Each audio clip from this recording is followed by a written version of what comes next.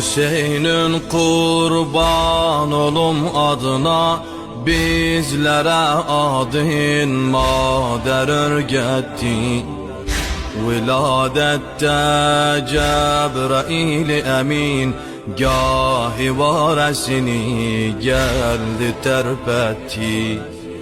Veli bilmem Kerbela'da niye, sinesin boğazın şimre görsetti.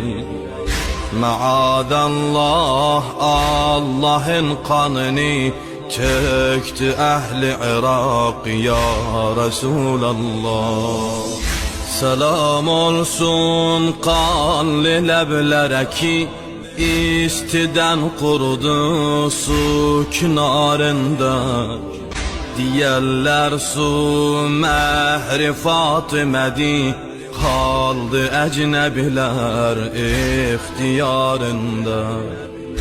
Hüseyin'in bir süt emer balasın, teşne okladılar kan diyarında. Yaralı kuş tek bilekde bala, çaldı el ayak ya Resulallah.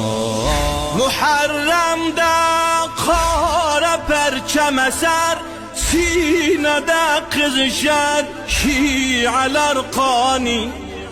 Dolan gözler Kerbela'ya bakar, katre katre akar her ciger kani.